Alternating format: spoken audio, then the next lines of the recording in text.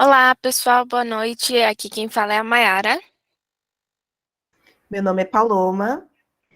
Olá, pessoal. Meu nome é Viviane. E aí, gente, aqui é o Pedro. Olá, meu nome é Oi, Igor. pessoal. Oi, gente, é a Isamara. Olá, sou a Laisla. E esse é o CrimeCast. Hoje nós estaremos tratando sobre o assunto tráfico de drogas versus milícia, ausência do Estado à luz da teoria crítica. E para iniciar essa conversa, eu convido nossa colega Paloma e Viviane para dar andamento nos nossos temas a partir de agora.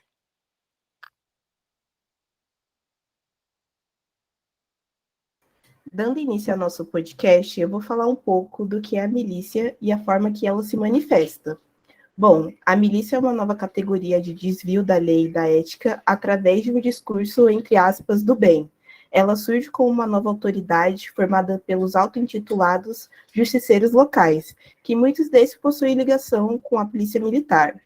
E eles prometem levar ordem aos territórios ameaçados pelas facções criminosas.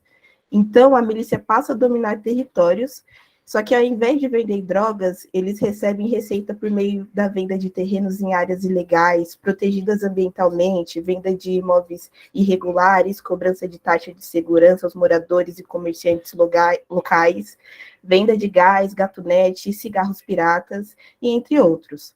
A violência nesse meio torna-se instrumento do bem, em que o homicídio é visto por essas autoridades como uma forma de estabelecer ordem. Eles exercem literalmente uma política de extermínio que tem uma ancestralidade da própria formação da Polícia Militar do Rio de Janeiro, que teve início ali na era imperial, cuja principal atividade desse grupo era a procura e caça de escravos fugitivos. Esses homens se denominavam como capitães do mato e formaram a base da PM na era imperial, sendo forte a presença do mesmo núcleo até hoje. Pessoal, vou dar continuidade aqui o que a Paloma falou na parte introdutória.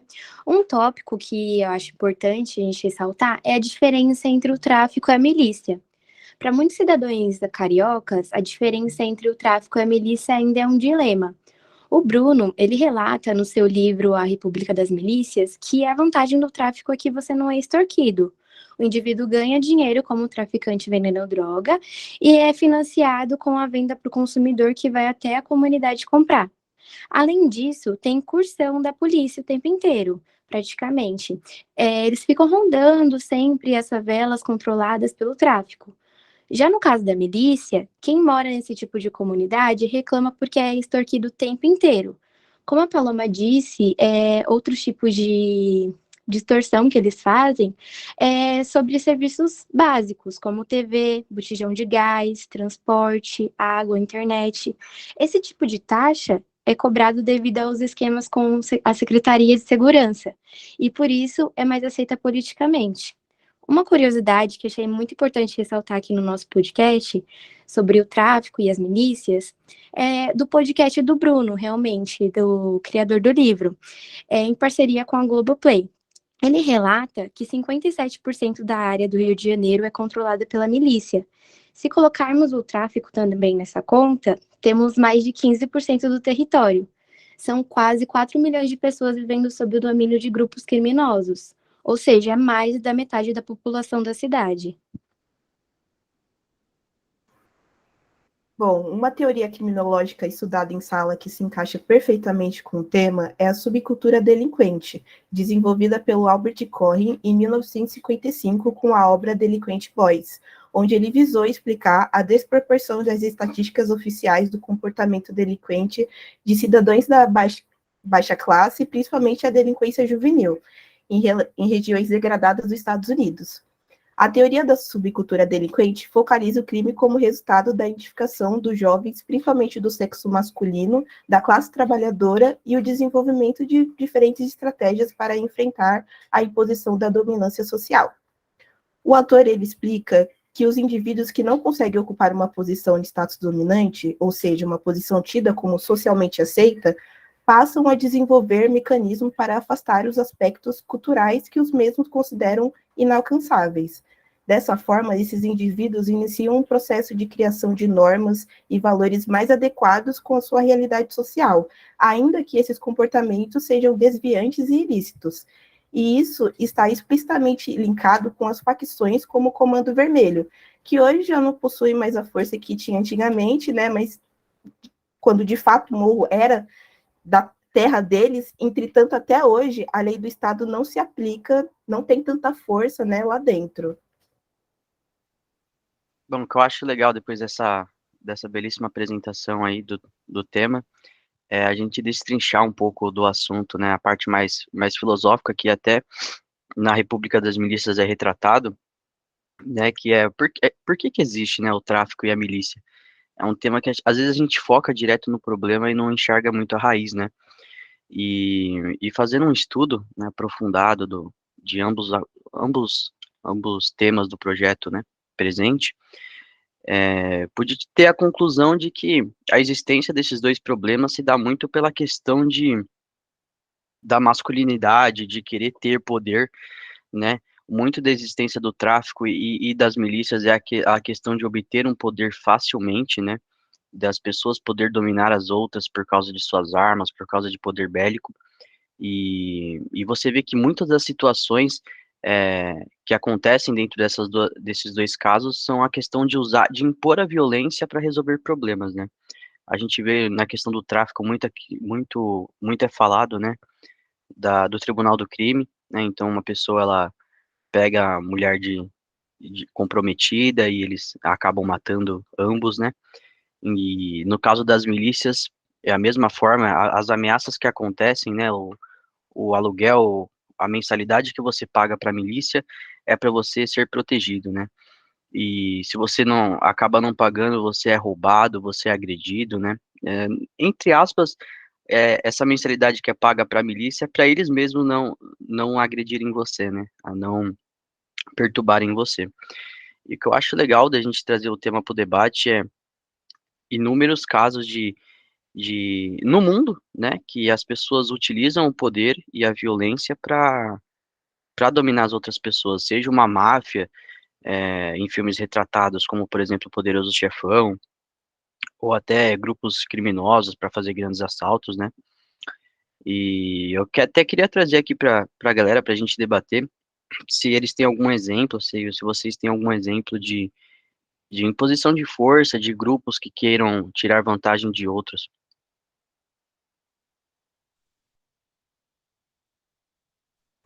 E Acho, complementando o. Pode, pode falar. perdão, é que eu acho que um exemplo clássico que a gente sempre vê, né, nas abordagens policiais, principalmente nas áreas mais periféricas, são onde eles são mais agressivos, né? Se a gente for olhar na região mais central, principalmente levando em consideração São Paulo, que é a cidade que eu moro, na região central, na Paulista, tudo mais, é uma abordagem totalmente diferente das que eles têm nas zonas mais periféricas, como Grajaú e entre outras. Em Excelente. complemento, Pode falar, Igor. em complemento à Paloma, essa parte de combate tanto da milícia quanto do tráfico há uma grande diferença, né, no cenário atual. Percebe-se, por exemplo, que no tráfico, quando no Rio de Janeiro, há o combate mais efetivo ao tráfico. A polícia, ela invade o morro, vai e acaba, por exemplo, fazendo chacinas e extermínios nas comunidades, né? Já na milícia, o que é perceptível é que é um combate mais velado e, ao mesmo tempo, às vezes até omisso por parte da polícia, né? Porque como certos milicianos têm envolvimento com a polícia também, acaba ficando entre organizações, né? E esse combate velado, Igor, né? A milícia, diferentemente do tráfico, eles meio que têm um monopólio institucionalizado de poder fazer as coisas que eles fazem, né? Por ter essa visão cega, que a polícia muitas vezes acaba fazendo questão de fazer vista grossa com o que a milícia vem fazendo, eles acabam tendo passe livre para fazer o que bem entenderem, Você vê que os traficantes, eles acabam morando no morro mesmo, né, para cometerem seus atos ilícitos, enquanto os milicianos, né, vivem em condomínios de alto padrão, tem carreira política, né, por causa muito dessa ação ser institucionalizada, né. Sim, é um grande exemplo, um poder paralelo. É um poder permitido pelo Estado e que às vezes não é combatido, né? Que acontece no caso da milícia. Às vezes eles fazem muitas atividades ilegais, mais que o tráfico até, e não é combatido pelo poder policial, quem deveria realmente efetivar a lei e a ordem no local. E a gente está comentando bastante aqui da questão do poder, né? Como que eles conseguem esse poder, né? Como eles conseguem essa dominância? A gente para pensar, né? Tanto o tráfico quanto a milícia, eles são cheios de armas, fuzil, as armas do mais alto calibre, e a gente para pensar como que a milícia consegue as suas armas, né? E como o tráfico consegue as suas armas, né? O tráfico basicamente consegue conquistar esse poder por tráfico de armas, advindos de outros países, né, de exércitos de outros países que acabam vendendo as armas na fronteira, e a milícia com esse grande envolvimento com a polícia aqui nacional. Falando também a respeito da diferença, né, entre os milicianos e o tráfico de drogas em si, os milicianos, eles têm tanto poder assim porque eles ganharam um pouco do gosto dos cidadãos na época, né, do Rio de Janeiro, principalmente, no início das ações milicianas, os paramilitares, eles impediam que as drogas e a desordem em si, né, se manifestassem nos bairros que atuavam. O inicial propósito era esse, né? Até o poder começar a falar mais alto e eles perceberem o que realmente rendia e trazia lucro, né? E acho importante falar também que dessa forma, quando eles passaram a ganhar esse gosto da população, eles começaram a ter um pouco de poder para poder colocar as pessoas e envolver as pessoas politicamente, né? Os milicianos dentro da política. Muitos cariocas aprovavam os grupos, existindo até mesmo matérias em jornais que exaltavam as atividades da milícia, e esse movimento em si fez com que os milicianos entrassem na política e influenciassem dentro, né, por dentro do, do- da política em si, e não como o tráfico de drogas, que já é uma coisa que as pessoas veem como negativo, né? Complementando o que É uma você das falou, Má, algumas vezes, quando os moradores viram que aquilo não era tão bom quanto parecia, igual você disse que no começo eles não deixavam as drogas entrarem na comunidade, eles questionaram, né, para os milicianos e eles respondiam com extrema violência, eliminando todos os questionamentos mesmo do caminho. Falando um pouquinho da relação, né, da milícia com a política, que a Mai também citou, a gente sabe hoje que tem grande parte da milícia ajuda no financiamento das campanhas eleitorais em troca de cargos, né? Eles, inclusive, decidem quem pode fazer propaganda política em determinado bairro e quem controla as narrativas políticas que se espalham pelas suas regiões, né? Criando um curral eleitoral ali.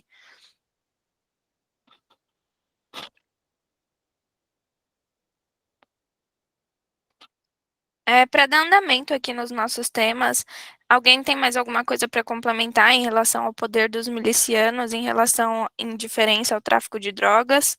Ou a gente pode seguir para os demais temas? Creio que pode seguir, viu, Mar? Podemos. Igor, você vai querer tratar um pouquinho mais sobre o enfrentamento Pode, do Estado perante a milícia? pode seguir. Pode seguir? É, então, eu convido agora um pouco a nossa colega Isamara para entrar na roda de conversa. Ela vai trazer o tema da ausência do Estado, né, em relação às milícias. Então, gente, eu particularmente, né, eu acho o nosso debate um pouco difícil, né, porque eu acho que se trata de um dos maiores problemas, assim, do Brasil, que é o tráfico de drogas, né? Sendo um tema que é debatido desde sempre, né? Eu acho que ainda está bem longe de ser solucionado, na minha visão, assim. A gente sabe que, historicamente, a ausência do Estado na formulação de políticas públicas que geram empregos e renda, né, o grande fator que acaba sendo o estimulador da violência criminal. Né? Então, há uma certa exclusão de comunidades mais pobres, né, por parte do Estado. Então, isso é fato. Essa ausência do Estado nas favelas, ao excluir, né, essa parcela da sociedade, ela dá ainda mais força e poder ao tráfico, na minha visão, né, e aos milicianos também. Por causa dessa escassez de políticas sociais, né, que são omitidas pelo Estado, as comunidades, muitas das vezes, quem oferece, né, os serviços básicos para aquela população, mesmo ali sem ganhar nada do governo, né. É óbvio que a entrada de um jovem de periferia no tráfico, muitas das vezes se dá porque aquele ato é a porta de entrada, né, para ele ter aquilo que todo jovem sonha. Então, assim, o jovem ali na favela, ele não tem a oportunidade de ganhar, ele não tem nenhum saneamento básico, né? Aí ele acaba tendo a oportunidade de ganhar dinheiro, né, de forma rápida, que pode proporcionar a ele coisas que tá fora do alcance dele. Obviamente, ele é, tipo, inclinado, né, a entrar na criminalidade. Então, através dessa ausência do Estado nessas comunidades, que eu acho que é a maior que influencia muito, né, no aumento do tráfico de drogas. Então, é a mesma coisa em relação à expansão das milícias no Brasil. Então, onde o Estado, ele, mais uma vez, ele fracassa, né, na política de segurança, nos locais que faltam educação, saúde, cultura, saneamento básico, transporte público e outras carências, né, que são fruto da desigualdade social do país, fazendo, então, que, através dessas carências, abra ali um espaço para a milícia, sabe? Que chega no pretexto de proteger essas famílias e os negócios dessas famílias, né? Onde eles vendem ilegalmente serviços como de energia, gás, TV, atuam até no mercado imobiliário, eles controlam até alguns órgãos públicos, né? Tudo isso com o claro objetivo de disputar territórios com o tráfico de drogas, né? Então, em síntese, o Estado, de uma certa forma, através da falta de política, ele está incentivando, né? Ele acaba colaborando para que essas economias, entre aspas, né, elas se mantenham. Veja bem, existe ali todo um diálogo do poder político, meio que corrompido, né, com esses grupos, onde eles usam, por exemplo, eleições, né, como acho que foi a Mayara que falou, porque esse domínio territorial ele pode ser revertido, né, de certa forma, em votos para políticos, né. Em razão disso, o Estado, eu acho que ele deve pensar de forma maior, assim, porque eu acho que não vai ser através da cadeia, né, como eles já fazem agora, que por exemplo, que ele vai acabar com o tráfico e com a milícia, né?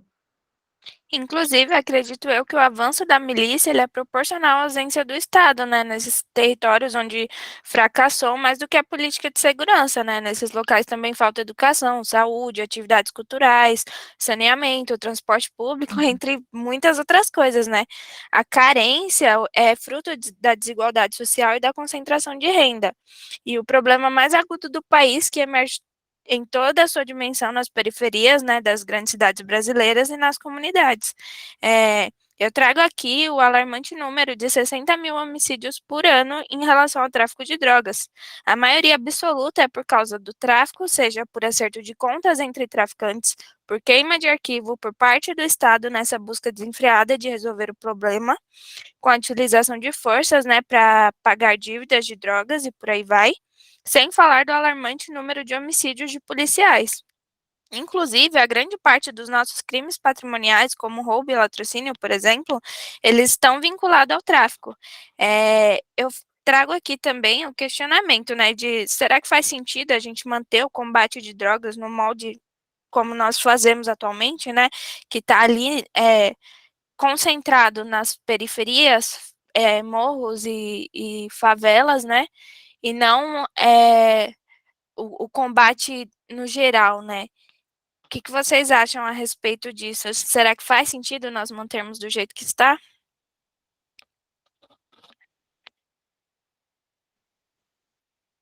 Até complementando um pouco, antes de chegar nesse assunto do combate, complementando essa ausência do Estado, é muito complicado, né? Quando a gente para e pensa, é um pouco desesperador a gente parar para ver, é, tá tendo uma ação da milícia, né? Ela tá te extorquindo, ela tá te ameaçando, e para quem que você vai chamar? Você vai chamar a polícia? Mas é a polícia que tá envolvida com a milícia, né? Então, é muito complicado, é muito difícil enfrentar a milícia, e o tráfico, igualmente, porque os traficantes eles acabam, né, como eu disse no início, morando nas comunidades e travar uma batalha contra eles, muita gente inocente acaba morrendo como já morre, né? Mas se começa uma guerra envolvendo o Estado e os traficantes, poderia acontecer um grande desastre, né?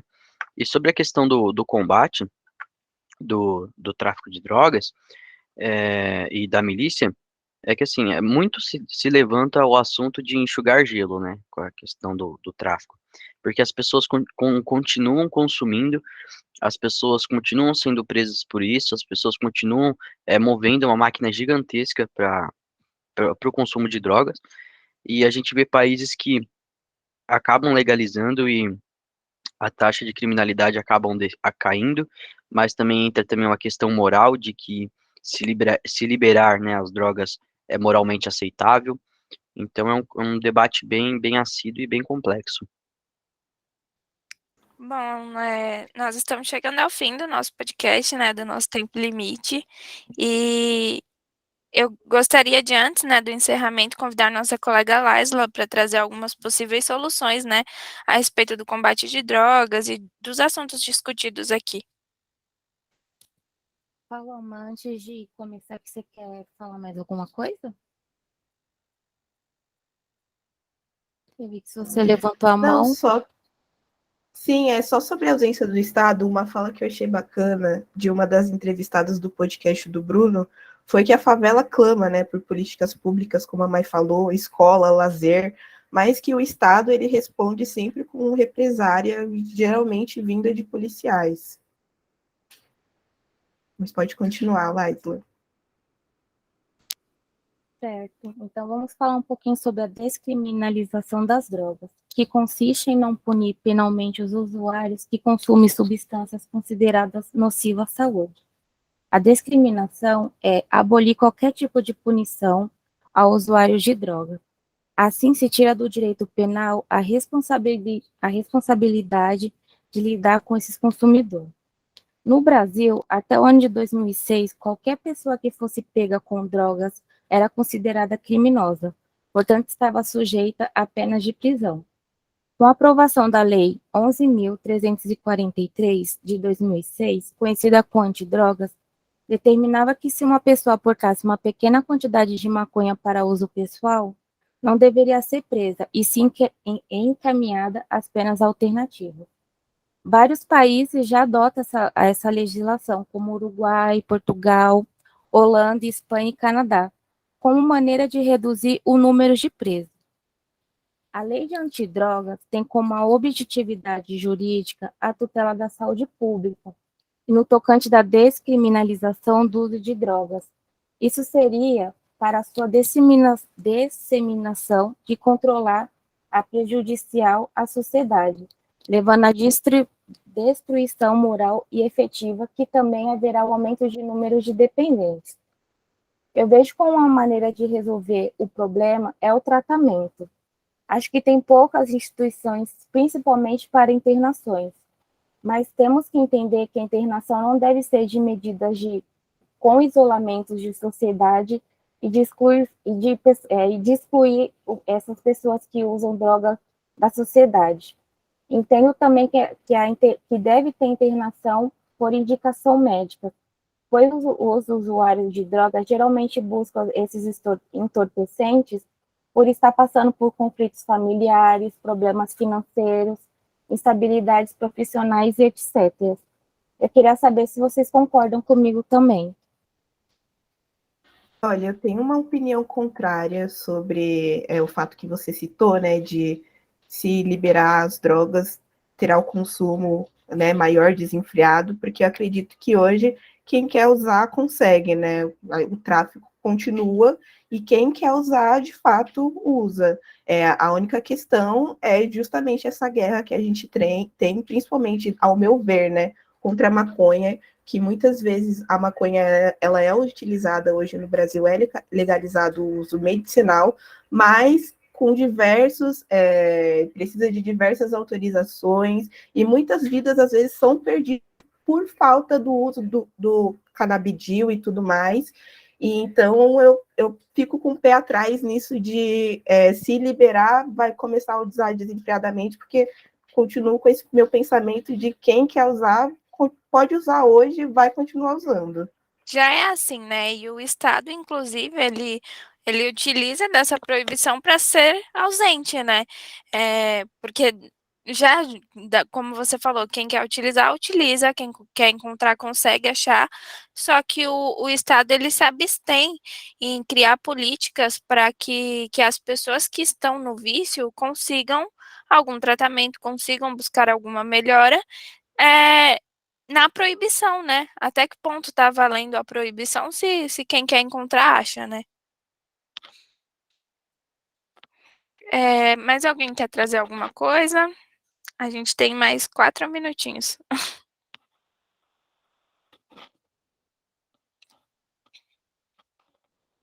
Acho que já podemos partir para a finalização, mas que se alguém tiver mais a acrescentar, falar. Então, beleza. O nosso tema, ele, como a Isamara comentou, né? É um tema bastante complexo, pois se trata de um dos maiores problemas do nosso país, se não o maior. E a gente tentou trazer de forma muito. Minimizamos muito, né? O que dava para ser tratado, como a gente só tem apenas 30 minutos. E acredito que todo mundo participou, foi bem legal a interação. Agradeço ao grupo, Laisla, Paloma, Igor, Isamara, Pedro, Viviane. Muito obrigada pela contribuição de cada um. E finalizamos por aqui, então, né? É isso aí. Isso, Obrigado muito pela obrigada, atenção. pessoal. É isso, gente. Muito obrigada e uma boa noite aí para vocês. Boa noite. Boa noite. Boa noite, gente.